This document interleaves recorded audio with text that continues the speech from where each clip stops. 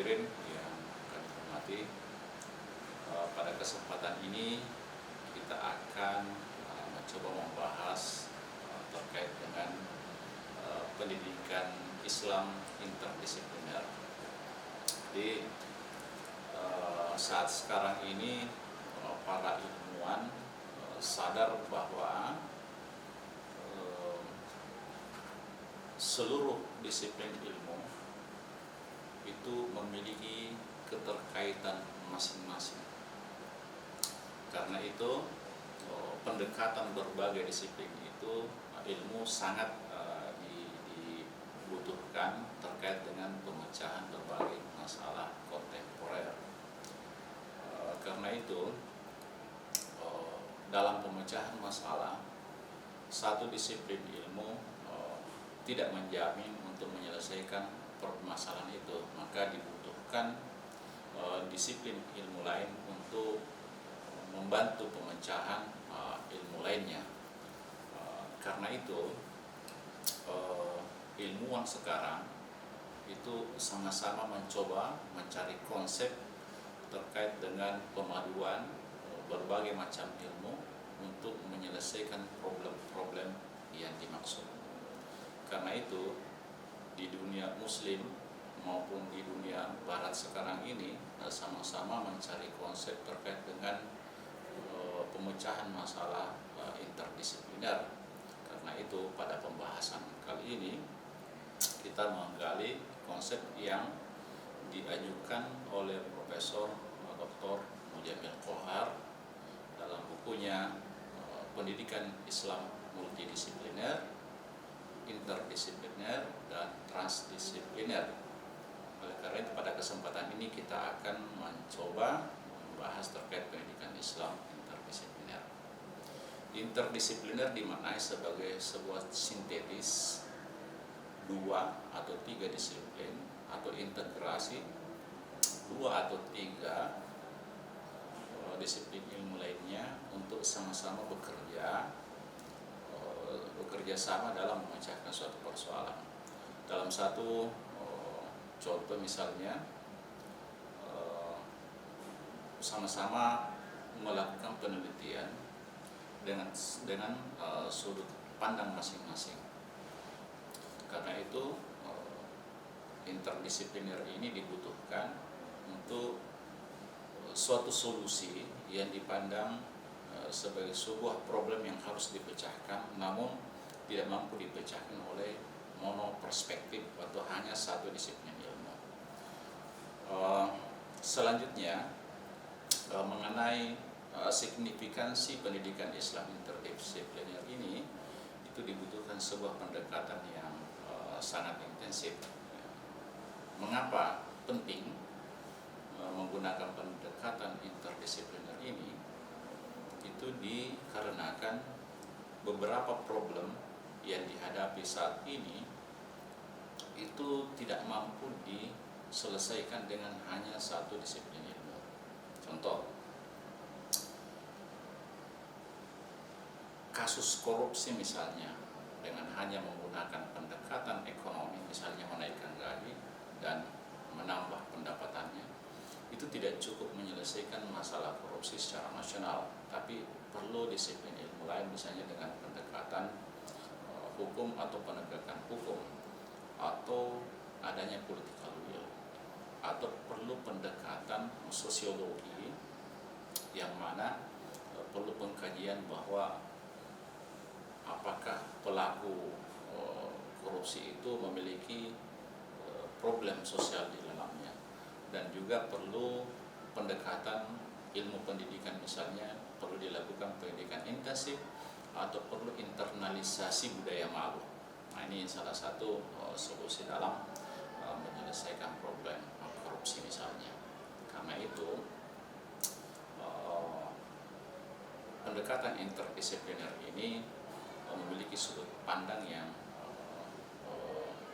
baru untuk penyelesaian problem-problem yang dimaksud. Jadi pendekatan interdisipliner yang dimaksud adalah misalnya memadukan 2 disiplin ilmu atau 3 disiplin ilmu atau bahkan lebih. Misalnya saja ilmu sosial dan ilmu agama itu bisa dipadukan menjadi misalnya sosiologi agama. Bisa juga misalnya ilmu ekonomi dan ilmu sosial bisa dipadukan menjadi ekonomi sosial misalnya, atau pendidikan Islam itu berawal dari ilmu pendidikan dan ilmu agama dipadukan menjadi pendidikan Islam.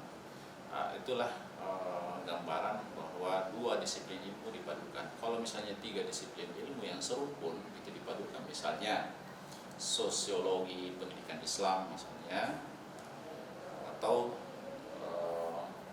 psikologi pendidikan Islam, itu menjadi satu kesatuan yang utuh, yang asalnya 3 disiplin ilmu dipadukan.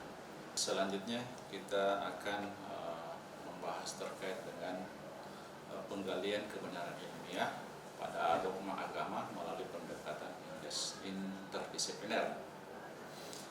Jadi dogma itu dimaknai sebagai sebuah kepercayaan atau keyakinan pada ajaran tertentu atau agama tertentu. Nah, ini karena berdasarkan pada keyakinan bahwa wahyu adalah dari Allah Subhanahu wa taala. Dalam banyak kasus misalnya terdapat banyak ayat atau hadis yang telah diyakini kebenarannya oleh pemeluknya.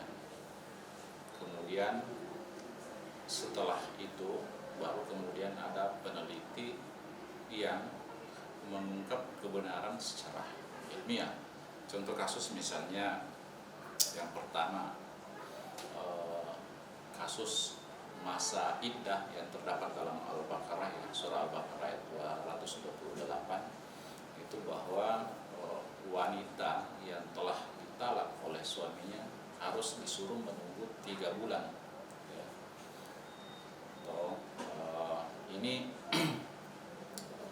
jadi pembahasan ini masuk dalam wilayah fikih misalnya. Jadi orang bertanya, mengapa mesti wanita disuruh menunggu selama 3 bulan? Ya, salah satu quru, ya. Nah, pernyataan ini sebenarnya membuat seorang peneliti atau seorang dokter berkebangsaan Yahudi itu bahkan mengkritik mengapa ajaran Islam, ya, seperti ini membuat wanita itu menunggu lama selama 3 bulan, ya, atau selama 3 kali suci.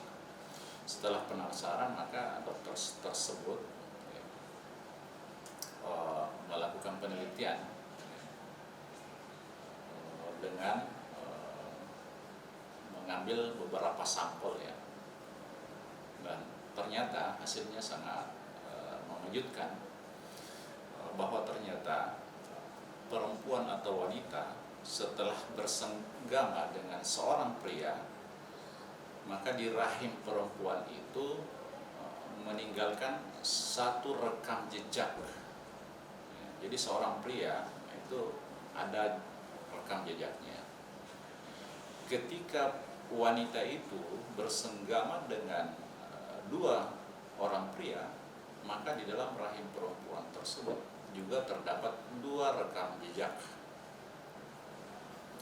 Dan kalau seandainya 3 pria, maka di dalam rahim perempuan tersebut juga terdapat 3 rekam jejak pria yang menggaulinya.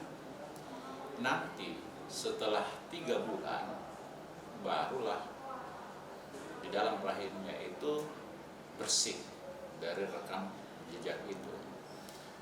Dengan peristiwa atau hasil penelitian dokter Yahudi ini, maka dia langsung menjadi mu'allaf. Dan sebagaimana informasi, juga pernah meneliti istrinya, dan ternyata istrinya juga memiliki rekam jejak, ternyata memiliki 3 rekam jejak di dalam rahimnya. Itu menunjukkan bahwa selain suaminya, ada dua pria lain yang sempat berhubungan dengan istrinya.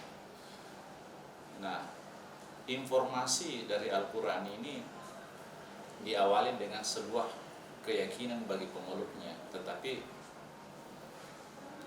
masyarakat saat itu belum mampu menunjukkan secara ilmiah bukti-bukti atau tanda-tanda apa yang dikandung dalam 3 bulan yang wajib dijalani oleh seorang perempuan untuk menunggu masa iddahnya. Yang kedua adalah ini contoh yang sudah diyakini, semacam dogma ya, yang terdapat dalam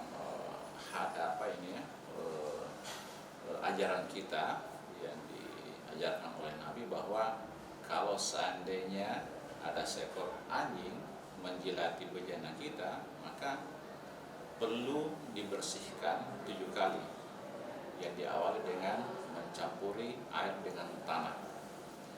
Nah, ini adalah sebuah dogma atau keyakinan bahwa itu adalah informasi yang benar, tetapi belum bisa atau belum cukup dibuktikan dengan penelitian. Nanti setelah ada yang meneliti, mengapa mesti dicuci dengan 7 kali dan 1 kali bercampur dengan tanah. Nah, seorang ilmuwan juga meneliti, mencoba mencuci bejana itu, mangkoknya yang sudah dijilati anjing, itu dengan 6 kali menggunakan deterjen atau sabun. Tapi setelah diteliti menggunakan alat, ternyata kuman-kuman itu masih banyak. Nanti setelah dicampur dengan tanah, lalu kemudian diteliti kembali, dilihat kembali, maka semua kuman-kuman itu bersih. Nah, ini menunjukkan bahwa yang awalnya dogma itu selanjutnya bisa menjadikan dogma ini sebagai temuan ilmiah, atau dapat dikatakan menjadi sebuah ilmu pengetahuan yang rasional setelah diteliti. Nah, ini menunjukkan bahwa ajaran Islam itu sangat luar biasa ya setelah diteliti. Yang ketiga, salah satu contoh misalnya lalat. Dalam sebuah hadis, misalnya ketika Anda sadar bahwa lalat hinggap di minumanmu, maka hendaklah menenggelamkan. Ini juga adalah diyakini oleh pemeluk agama Islam bahwa kalau sesuatu yang menjadi perintah Nabi, maka itu akan dilakukan. Tetapi pada saat itu kita belum bisa menjawab ya, dengan pendekatan hanya ilmu fikih, kita belum mampu menjelaskan ada apa kandungan di serangga lalat itu. Nah, ternyata setelah diteliti, salah satu kandungan di sayap lalat itu adalah racun, yang satunya adalah obat penawar. Nah, ini menunjukkan bahwa sesuatu yang awalnya dogma menjadi temuan ilmiah yang sangat rasional yang bisa dijelaskan secara logika. Nah, ini banyak-banyak hal-hal yang seperti ini di dalam Al-Quran. Juga terkait dengan misalnya keharaman babi, keharaman darah misalnya. Mengapa diharamkan makan babi? Tentu orang-orang ahli fikih tidak dapat menunjukkan atau tidak dapat menjawab mengapa daging babi diharamkan. Tetapi setelah kemudian ilmu kedokteran atau meneliti tentang kandungan daging babi, ternyata daging babi mengandung cacing pita misalnya, yang ketika dimakan, maka orang yang memakan babi itu bisa saja diberi penyakit ya, resikonya mendapat penyakit yang mungkin di kepalanya ya, di otaknya itu akan muncul cacing-cacing pita yang sampai saat ini obatnya belum ditemukan. Begitu juga dengan darah. Jadi ketika misalnya ada pertanyaan mengapa darah itu diharamkan, orang-orang fikih tentu belum bisa menjawabnya, selain adalah bahwa salah satu hikmahnya adalah pasti mengandung mudarat. Tapi kemudian kalau ditanya kira-kira mudaratnya apa, sampai di sinilah pertanyaan itu tentu tidak mampu dijawab oleh orang fikih. Tetapi setelah diteliti juga banyak mengandung bakteri-bakteri yang kira-kira bisa merusak organ-organ tubuh manusia ketika memakannya. Selain itu, bukti-bukti lain yang selama ini dianggap dogma, misalnya sholat. Mengapa kita harus sholat? Misalnya diawali dengan takbir, kemudian diakhir dengan salam. Tentu pertanyaan ini tidak mampu dijawab oleh orang-orang agamawan. Nanti terjawab setelah diteliti oleh orang-orang kedokteran atau yang terlibat dalam orang kesehatan. Itu dijawab bahwa ternyata gerakan-gerakan sholat itu dapat memperlancar peredaran darah misalnya, dan banyak kandungan-kandungan lain yang sangat positif bagi orang-orang yang melakukan sholat. Gerakan sholat ini misalnya salah satu misalnya gerakan misalnya sujud, itu dapat memperlancar peredaran darah ke kepala dan wajah, sehingga orang yang lama sujud itu akan senantiasa wajahnya akan cerah dan peredaran darah di kepalanya akan lancar. Kalau pendekatan kesehatan seperti itu kemudian kalau misalnya menggunakan pendekatan disiplin ilmu lain, misalnya pendekatan psikologi, maka temuan orang-orang atau ilmuwan psikologi menyatakan bahwa orang-orang yang senantiasa melaksanakan sholat khusyuk, maka biasanya orangnya akan selalu merasa tenang atau bahagia. Nah, ini hasil penelitian dari seorang psikolog. Karena itu, seorang Mike Tyson itu juga merasa heran ketika di penjara. Orang-orang yang tidak melakukan sholat biasanya memiliki ciri khas wajahnya itu stres dan lain. Tetapi orang muslim di dalam penjara yang senantiasa melaksanakan sholat itu tenang-tenang saja nampaknya. Nah, inilah yang membuat seorang Mike Tyson itu kagum dengan Islam dan akhirnya menjadi mu'allaf. Jadi banyak lagi hal-hal yang seperti dalam Al-Quran yang dulunya menjadi bagian dari dogma, yang kemudian selanjutnya setelah diteliti menjadi bagian dari sebuah ilmu pengetahuan yang rasional. Termasuk di dalamnya contoh kemudian adalah mengapa kandungan ibu terdiri dari 3 lapis. Itu juga sudah ditemukan rahasianya oleh kedokteran, termasuk meminum susu. Nah, ini minum susu yang terdapat dalam Al-Quran itu sangat ilmiah. Tapi keilmiahan ini nanti dapat dijelaskan setelah dilakukan penelitian oleh ahlinya. Tetapi orang-orang agamawan, nah itu taunya adalah ini adalah sebuah dogma. Tapi setelah diteliti kemudian selanjutnya menjadi sebuah ilmu pengetahuan yang rasional. Saya kira ini cukup untuk sementara. Akhirul kalam. Wassalamualaikum warahmatullahi wabarakatuh.